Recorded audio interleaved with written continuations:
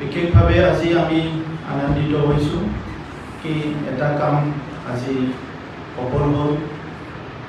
মই বহুত বিশ্বাস কৰোঁ যে কিবা এটা কাম যদি আন্তৰিকতাৰে কৰা হয় এইটো সফল হয়। আৰু আমি বহুত আশা কৰি বহুত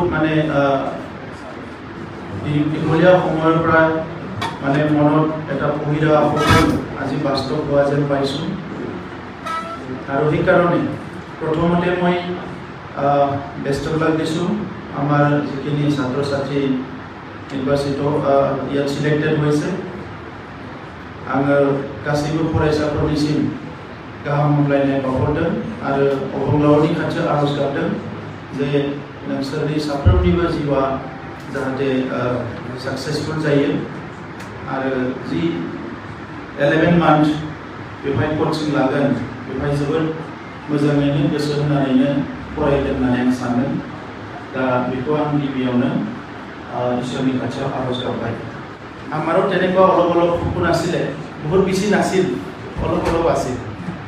আৰু ইয়াৰ লগতে আমাৰ দিনত ইমান পৰিৱেশত আছিলে, তো সেইকাৰণে আৰু আমাৰ দিনত আব্দুল কালামো নাছিলে। আমি হায়াৰ ছেকেণ্ডাৰী পাছ কৰাৰ পিছতহে আব্দুল কালামৰ আমাৰ যিটো প্ৰাক্তন ৰাষ্ট্ৰপতি তেখেতৰ কিতাপবিলাক তেখেতৰ কোটেশ্যনবিলাক আমি পঢ়িব পাইছোঁ। তো যিয়ে নহওক বহুত সপোন বাস্তৱ হয়, বহুত সপোন বাস্তৱ নহয়, কিন্তু কিবা এটা সপোন বাস্তৱ কৰিবৰ কাৰণে আমি বহুত সময়ত ভাবিলেও পইচাটো সবচে ডাঙৰ সমস্যা, পইচাটোৱে সবচে ডাঙৰ সমস্যা বুলি ভাবি লয়। আৰু এনে যে গাঁওবিলাকত আমাৰ মানুহবিলাক ট্ৰাইবেল ফেমিলিত বেছিকৈ কয় যে এই আমাৰ মা দেউতাই একো নাজানে, ল'ৰা ছোৱালী কি জানিব আৰু বুলি কয়।